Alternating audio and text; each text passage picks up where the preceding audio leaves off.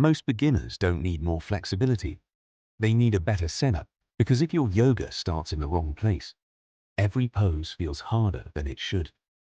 Here's the secret: your body isn't the problem, your start point is. Stick with me, because the last part is the one that completely changed how I cue myself before any practice. If you're brand new or you tried yoga and thought, I'm just not built this good, this video is for you. I'm going to show you the 2026 version of a beginner setup. Simple, repeatable, and designed to keep you safe while you build real progress. Here's what we'll learn today.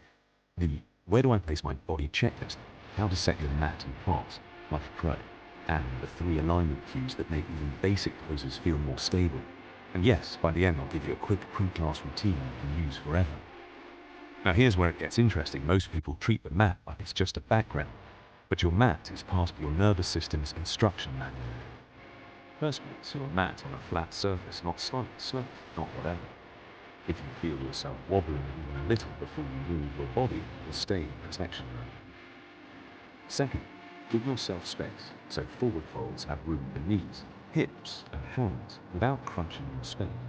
Third, use props earlier than you think you should, because for beginners, props aren't cheating, they're steering wheels. Here's one basic prop lineup: 1 yoga block or a thick book, 1 strap optional but helpful, and 1 blanket or a soft towel. And a quick rule if your body is reaching to get into a pose: props should shorten the distance. We want effort, not strain. Okay? So that's your physical setup. Now let's set the starting alignment, because this is where the secret really is. Most people start yoga by trying to look like the picture don't. Start by checking 3 points, and if you nail it, your poses will feel calm, steady, and much more doable. If you do nothing else in this week, do it. 3 points start for your base hits, your power center, and rib cage, breathing back. When you center in standing poses, first place your feet so they're not just wherever they land. You want a strong connection to the ground. Most beginners want your toes slightly forward, straight ahead, spread your backward spine, big toe, and should fall forward. This is the part. Hips set the whole spine. Neutral doesn't slip. It is locked up, hips or tuck your toes. Low back to work. Try this. Gently lift. Soft. Stand back. Stacking, not arching. Then rib cage, relaxing your chest. The breathing gets shallow, and balance gets worse. So think ribs over hips. After we do these 3 points, I'm going to show you how to apply the same logic to your hands and your breath, because that's how beginners stop fighting their own body. Most people think balance is about legs, but balance is often about hands.